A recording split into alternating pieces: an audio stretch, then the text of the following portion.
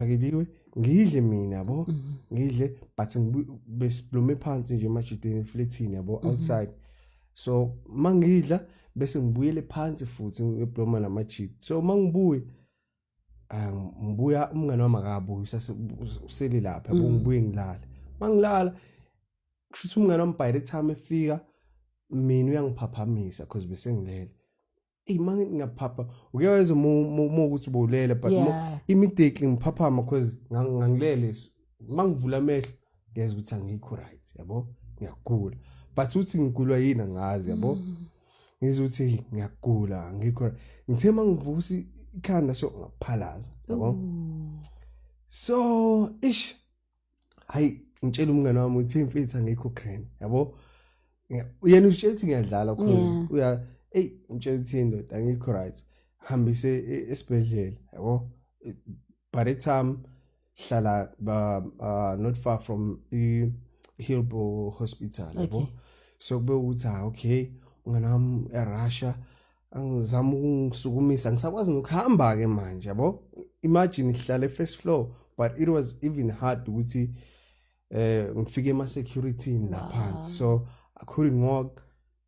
nami ngithukile ngazi ukuthi kwenzakalani ngiyahlanza kuphela ngiyahlanza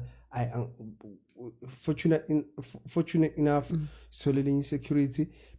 belikadisiwe imoto umunye usisi yabo so le security lithathe le moto lingiphuthumise vele it's not that far from eflatini la sifike hlala manje babuza ukuthi hey bophuzile and by the time mina bengiphuzile hayi yabo matshela ukuthi hayi bengiphuzile bethi hey ngingamnaki lo uzidakela into zakhe yabo kuthiwa uyabhema ngabatshela ngibheme yabo bathi okay uzidakela into zakhe lo banganginaki ngempela manje ngiyagula ngempela because nami ngiphelelwa amandla ngazi ngilongihlanzile so fast forward